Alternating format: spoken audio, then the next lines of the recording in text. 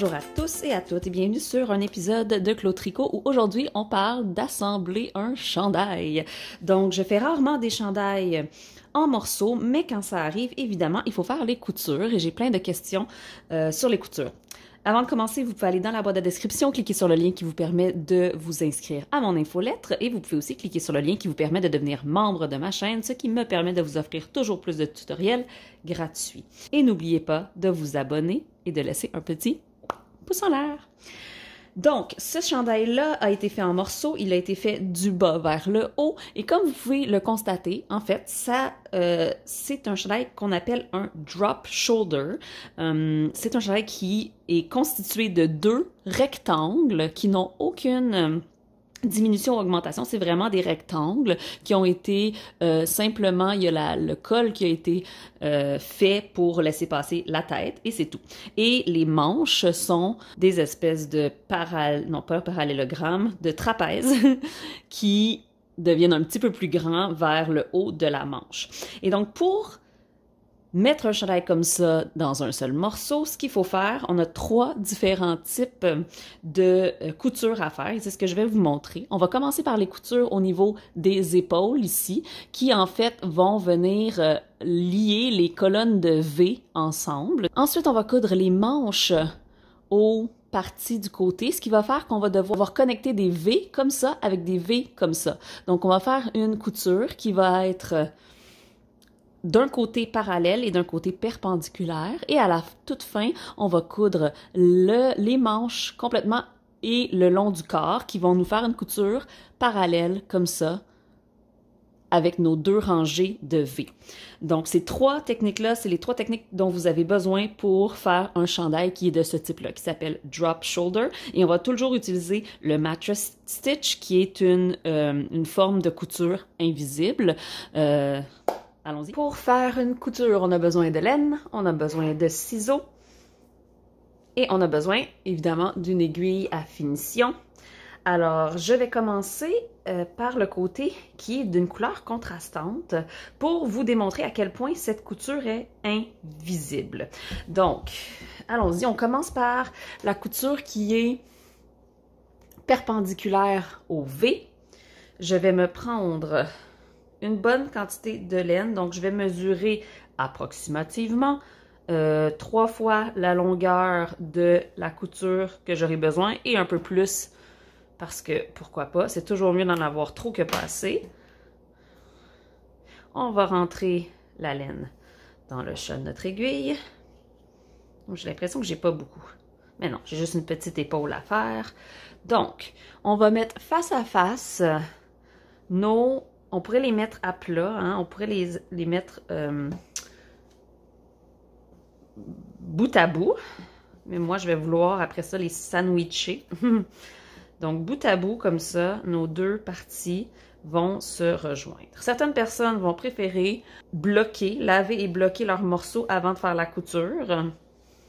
J'ai pas vraiment de grosses préférences. Sincèrement, j'aime bien pouvoir laver mon chandail une fois qu'il est complètement terminé, mais si votre bord roule énormément, peut-être que de le bloquer avant serait une bonne idée. Moi, je vais juste les aligner les deux, un à côté de l'autre. Techniquement, selon notre patron, je devrais avoir le même nombre de mailles d'un côté comme de l'autre, ce qui va me rendre la vie pas mal plus facile. Je vais les mettre en sandwich ensemble et je vais mettre mon index entre les deux. Donc, je tiens avec mon pouce d'un côté et avec mon index mon majeur de l'autre. C'est ma façon préférée. Je vais devoir commencer par attacher ma laine.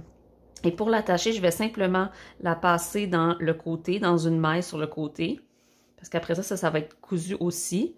Et je vais laisser un peu de laine pour pouvoir le rentrer à la fin et je fais juste faire une petite boucle comme ça. C'est pas un nœud, c'est juste que je l'ai attaché pour être sûr que la friction fait que ça va rester comme ça. Puis après ça, quand je vais rentrer ce fil-là, tout va être super. Donc, je veux attacher mes colonnes de V avec mes colonnes de V de l'autre côté. Par contre, comme ils ont été les deux cousus du bas vers le haut, évidemment, les colonnes de V vont pas se rejoindre de façon égale, elles vont être un peu décalées. c'est normal. Donc, ce qu'on va venir faire, c'est le premier V, il est ici, sur le côté. Il va vraiment falloir tourner un peu notre travail pour trouver le premier V. Et on va venir passer dans les deux brins, 1 et 2, de notre tout dernier V avant notre colonne ici de rabattage. Donc ça, c'est mes V de rabattage. Donc, je viens passer en dessous des deux bras, ici, de la colonne d'avant. Ensuite, de l'autre côté, je vais venir chercher, encore une fois, les deux barres, celle complètement sur le côté et le prochain. Puis comme vous voyez, je passe dans un V à l'envers. Donc, de l'autre côté, je vais dans le V à l'envers. Oups. Comme ça. Et je reviens de l'autre côté. Et là, j'essaie de contenir mon chandail pour pas qu'il tombe sur le sol. C'est correct. OK. C'est pour ça que j'aime les sandwicher ensemble parce que ça me permet de bien tenir. Si je suis comme ça, je trouve que j'ai de la misère à tenir mes deux côtés. Je vois mieux mes deux côtés, mais ici, ça me permet d'aller arrière, avant, arrière, avant. Donc, avant, je vais venir piquer où est-ce que je suis sortie. Donc, je suis sortie ici, je le vois, hein, je vois ma maille ici, ma laine qui est passée de l'arrière à l'avant. Donc, je vais venir prendre les deux prochains brins. Donc, le V, tout juste sous mon rabattage, qui pourrait aussi être mon montage d'ailleurs. C'est la même technique si on prend un montage ou un rabattage. Ensuite, je vais à l'arrière, je vais dérouler le rebord un peu et je vais venir chercher le V à l'envers. Donc, ici, je viens piquer dans un V dans le fond, puis ressortir dans le milieu de l'autre. Oups! La laine est restée collée sur mes doigts. Ici. Je vais essayer de ne pas trop tirer pour l'instant. Je vais vous montrer comment, quand on tire, ça fait toute la différence. Donc ensuite, je reviens dans le trou ici que j'avais quitté. Je viens prendre deux brins. Et ensuite, je vais venir, ça c'est le V que j'ai quitté, il est ici, hein, je suis sortie d'ici, puis je vais venir prendre deux brins. Revenir de l'autre côté, prendre deux brins. Et c'est tout ce qu'on a à faire tout le long. Et là, j'ai une laine qui est d'une couleur différente de la laine que j'ai sur ma manche. Techniquement, évidemment, on va vouloir utiliser la même couleur pour minimiser la possibilité de voir une couleur ressortir. Mais comme j'ai un chandail en intarsia ici, j'ai pas envie de juste changer de couleur ici, d'avoir plus de bout à rentrer. Mais voyez comment, quand on tire sur cette couture ici, elle disparaît. Donc, évidemment, moi, ma laine, le fait que ma laine est assez fluffy, elle est assez poilue, on en voit un tout petit peu ressortir ici, mais sincèrement, il faut vraiment regarder. Et ça nous donne une belle finition où on dirait que les rangées de V se continuent presque. Elles ne sont pas parfaites, mais presque. Donc, la couture est vraiment très peu apparente et vient donner de la structure au niveau de... Oups, ici. Vient donner de la structure au niveau de l'épaule. Je réalise qu'ici, que quelque part dans tout ça, j'ai commencé à décaler mes V. Donc, je vais revenir tout simplement où je pense que j'ai commencé à décaler mes V. Il n'y a vraiment pas de stress à avoir hein, quand on coud, si on fait des erreurs, ça se défait. Nos morceaux n'ont pas des mailles ouvertes, donc on peut simplement défaire et revenir où est-ce qu'on a fait l'erreur. J'ai probablement fait l'erreur pendant que je vous parlais, parce que c'est toujours ça qui se passe.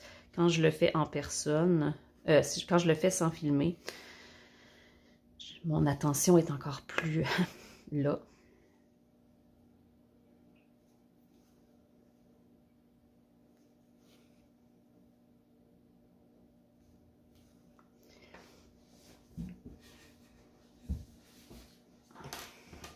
Quand j'arrive à la fin, je continue jusqu'à ce que je n'ai plus de mailles.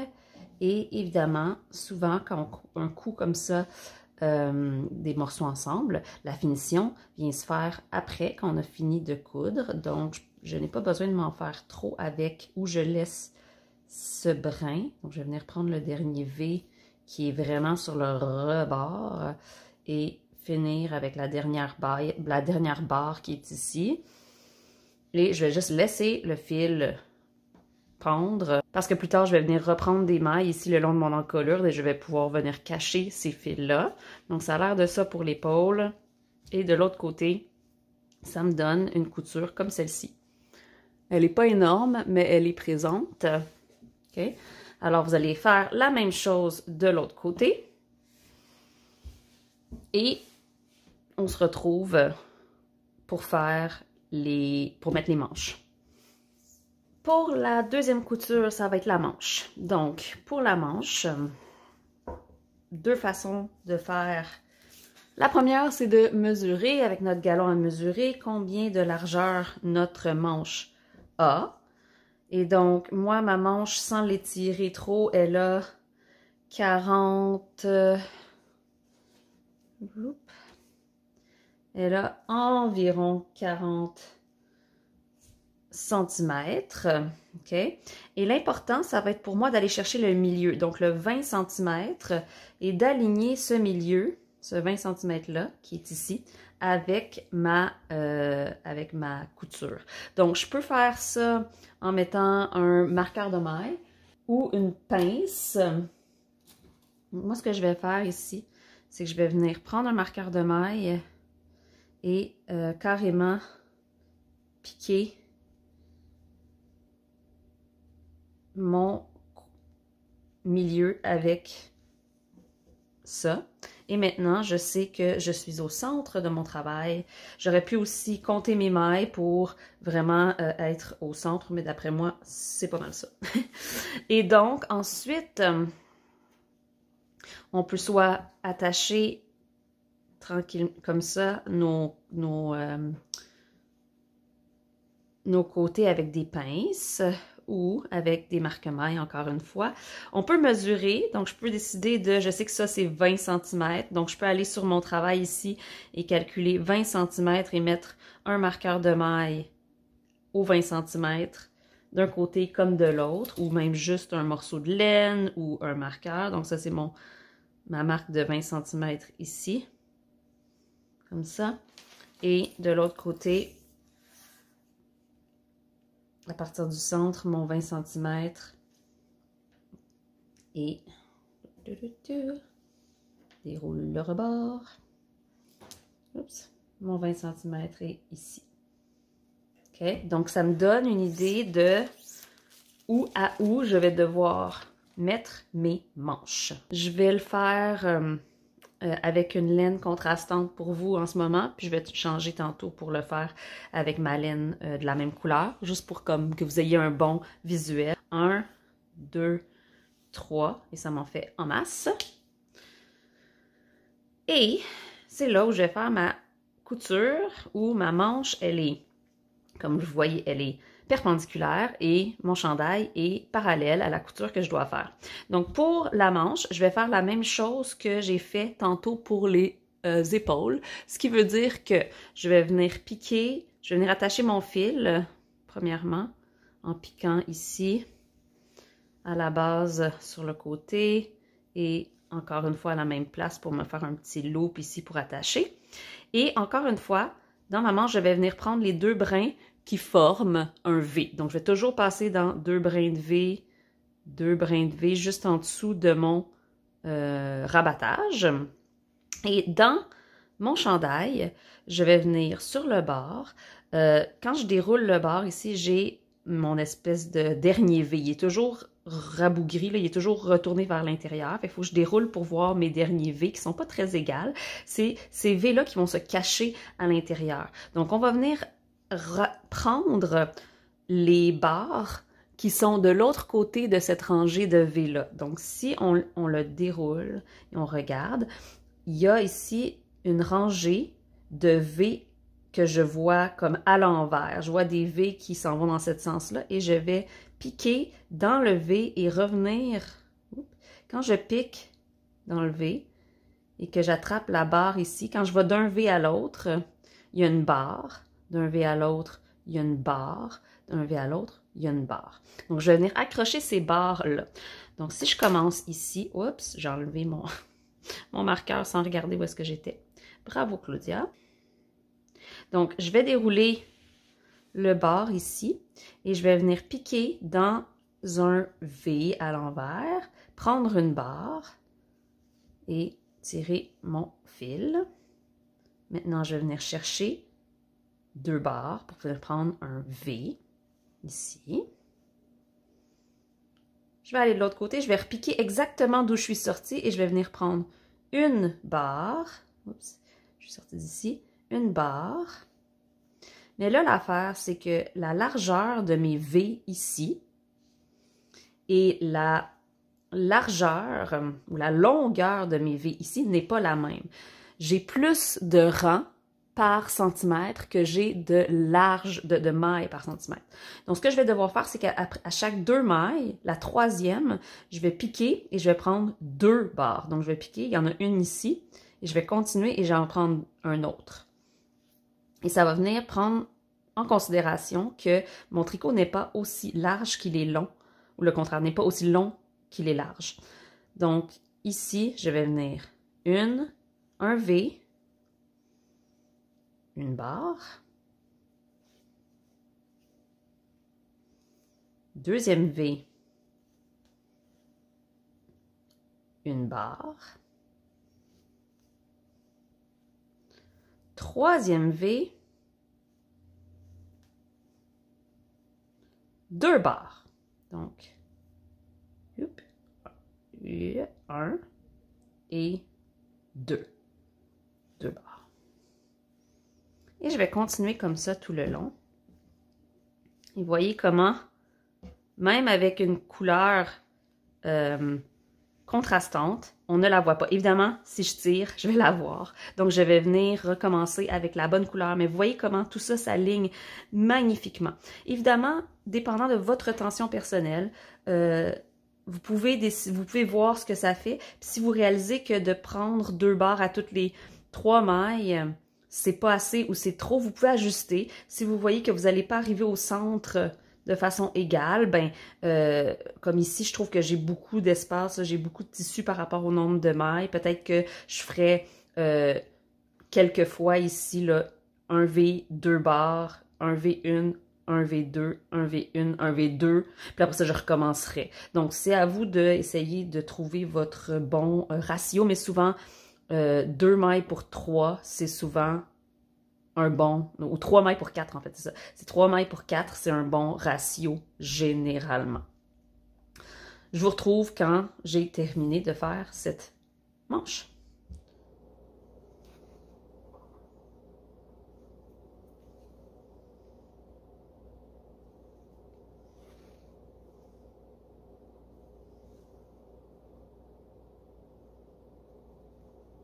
Le dernier type de couture qu'on va faire, c'est les coutures où nos mailles sont parallèles des 2 côtés à notre couture. Alors, j'ai pris mon bout de fil et je vais prendre 2 fois la longueur de mon travail et je pense que c'est amplement assez. Dans les autres coutures, j'ai pris 3 fois la largeur et j'en avais beaucoup trop. C'est bien beau d'avoir de l'extra, mais des fois, ça ne sert à rien non plus d'avoir trop de fil à tirer. Et vous pouvez commencer au bas du chandail, ici, ou vous pouvez commencer à la manche. C'est vraiment à votre préférence. Ça fait la même chose parce que ce qu'on va faire, c'est qu'on va venir coudre le long du chandail et on va continuer à travers l'aisselle et coudre la manche aussi avec le même fil. Allons-y. Donc là, on commence dans des côtes. Ça se peut que ce que vous êtes habitué de voir soit un peu différent puisqu'on est dans les côtes. Donc, je vais venir attacher. Ça ne change pas grand-chose si on attache au devant ou au derrière.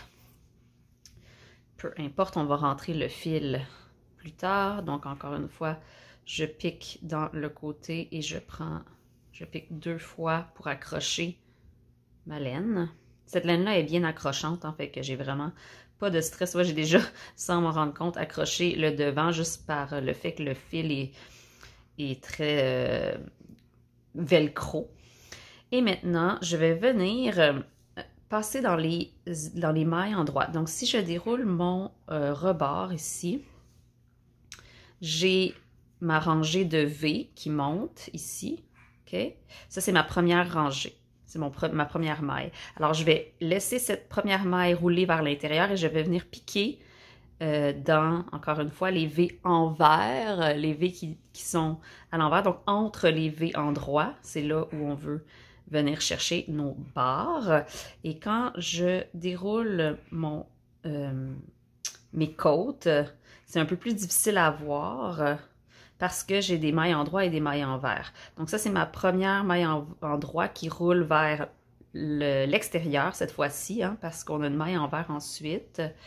Et de l'autre côté, ma maille en droit, elle est ici, elle roule vers l'intérieur. Donc, voyons voir. Je vais venir piquer, dépasser ma maille en droit. Donc, je vais dérouler ma maille en droit un peu et je vais venir piquer ici.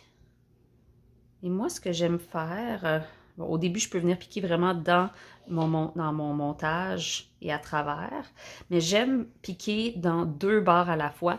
Je trouve que de faire juste une barre, c'est long et le résultat n'est pas nécessairement mieux. Donc là, je vais revenir ici et je vais dérouler. Je vais venir prendre 2 barres. Donc, j'ai la barre du montage ici et la prochaine barre est rose parce que c'est ma prochaine couleur. J'ai fait juste un rang d'espèce de rouille rosée. Je vais venir de l'autre côté, même chose. Donc, je vais venir prendre la barre ici et la barre d'après. Quand j'ai 2 couleurs, c'est plus facile à voir. Et je vais revenir, je pique dans la barre ici et dans la barre après.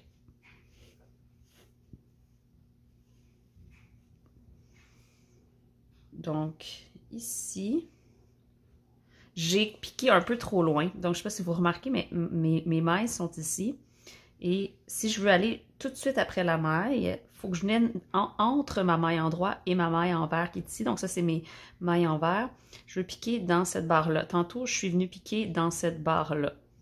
Comme c'est le bas de mon chandail, sincèrement, je ne vais pas m'en préoccuper. Ça ne me tente pas de défaire. Donc, je vais juste continuer en me plaçant à la bonne place.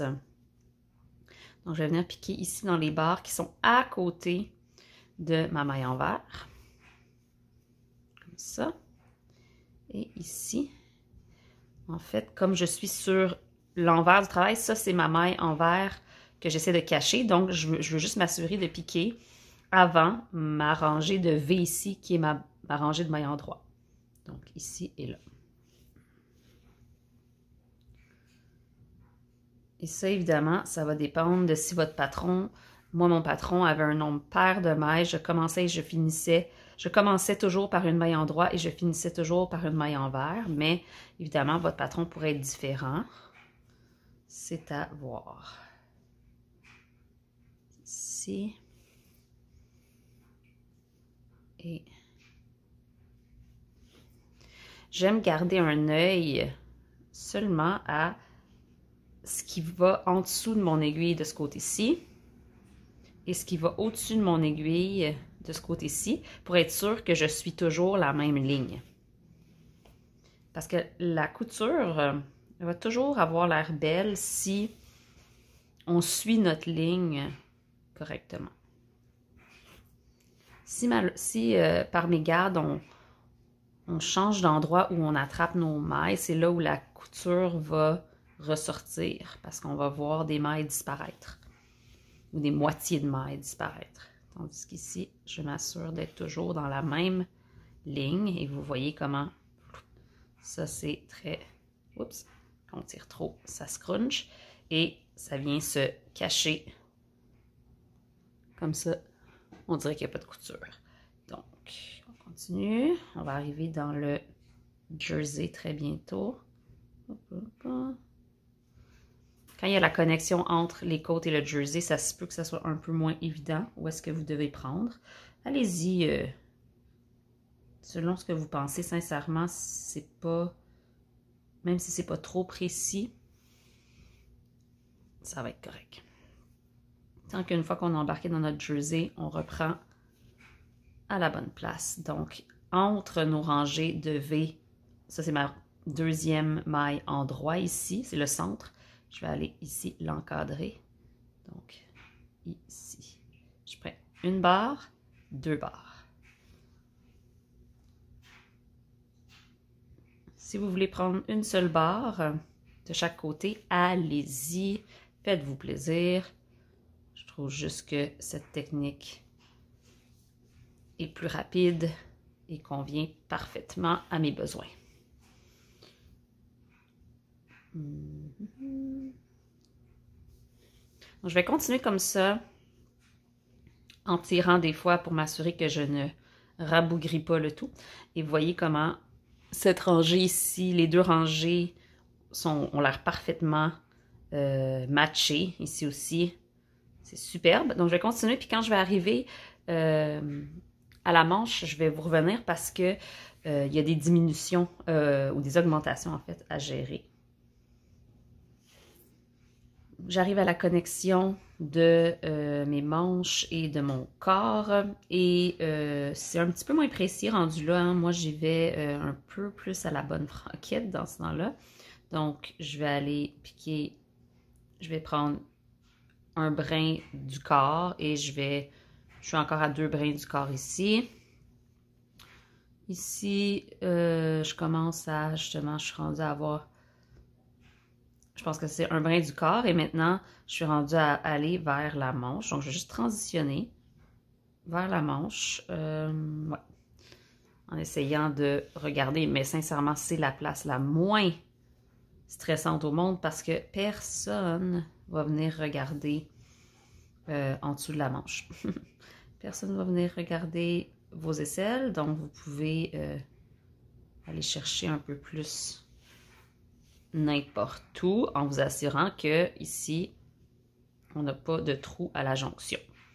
Maintenant, la manche ici, elle a été tricotée dans l'autre sens, donc elle a été tricotée à partir d'ici vers là. Donc nos V montent comme ça, tandis qu'ici, les V s'en venaient comme ça, ok? Donc on va venir chercher dans le milieu d'un V qui s'en va par là. Donc on vient chercher dans la première section où on a l'impression d'avoir un V qui descend comme ça, on va venir chercher au milieu. Même chose de l'autre côté. Et là, on va avoir probablement des augmentations ou des diminutions. Les miennes, elles sont exactement là sur le bord ici. Donc, elles sont très, très proches. J'ai fait un tricote 1, augmentation et continuer à tricoter. Des fois, ça va être tricote 2, augmentation. Et dans ce temps-là, on va pouvoir prendre, comme d'habitude, les augmentations ne vont pas affecter notre match stitch. Mais là, comme elles sont très, très proches du bord, on va pouvoir venir piquer directement dans les augmentations. Donc, allons-y, ici. Je vais commencer. Justement, j'ai une augmentation juste ici. Alors, je vais prendre le nœud de l'augmentation. Vous voyez comment c'est bizarre parce qu'ici, j'ai une maille, puis ici, j'en ai pas. Fait que je viens piquer dans le milieu de mon V ici, puis de l'autre côté de l'augmentation. Comme je l'ai dit, c'est sous le bras. Donc, c'est vraiment pas une place qui est très vue. Hein? Alors, soyez indulgents avec vous-même.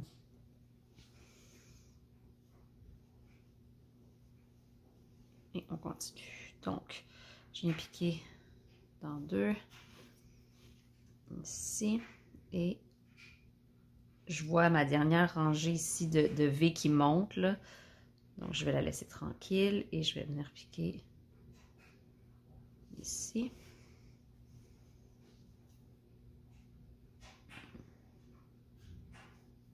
Donc, ça, faut réajuster où on pique dans notre tête, puisque tantôt on piquait dans un V qui descendait, puis là on pique dans un V qui monte. Donc, il faut juste garder ça en tête.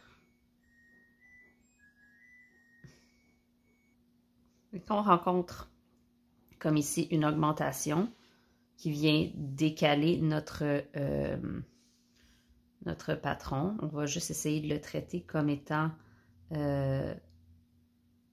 ici, je fais juste suivre la pente. Donc, j'ai une maille ici à côté de l'augmentation et une maille de l'autre côté ici. Donc, mon augmentation, elle est juste en haut de mon aiguille. Je n'ai pas piqué dedans, je l'ai laissé comme faisant partie de la manche et non comme faisant partie de la couture.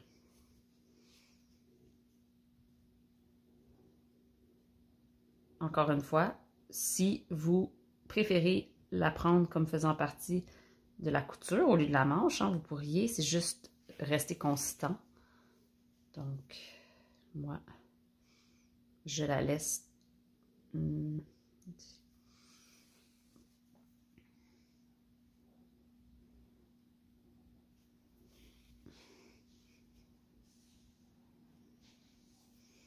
Et donc, la manche va moins avoir un look.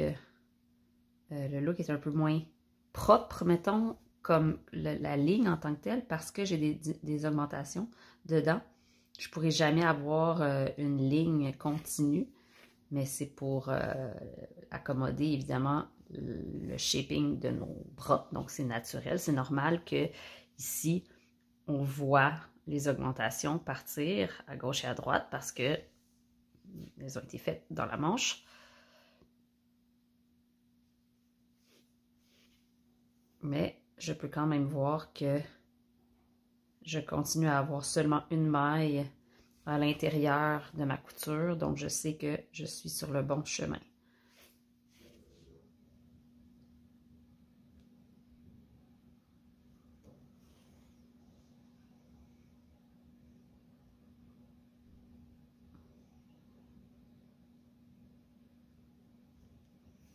Et voilà, la jonction de couleurs est toujours un petit peu plus difficile, mais on y va comme on peut.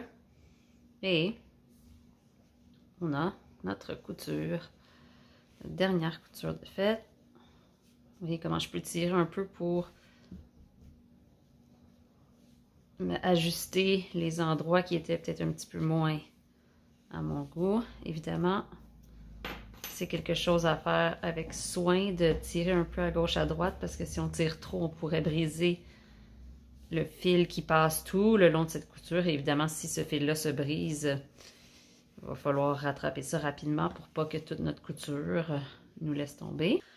Donc, il ne nous reste plus qu'à rentrer nos fils ensuite. Et moi, j'ai souvent ce que je fais quand j'arrive à cette étape-là, c'est que je rentre mes fils en le passant dans ma couture à l'intérieur.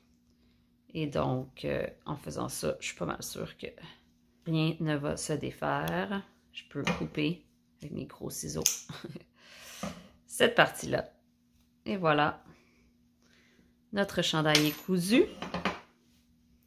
On rentre tous nos fils et moi, il me reste à faire, bien sûr, le col. J'espère que ce tutoriel sur comment coudre un chandail en morceaux vous a plu. Si vous avez des questions, n'hésitez pas à les mettre dans la boîte de description. Et bon tricot!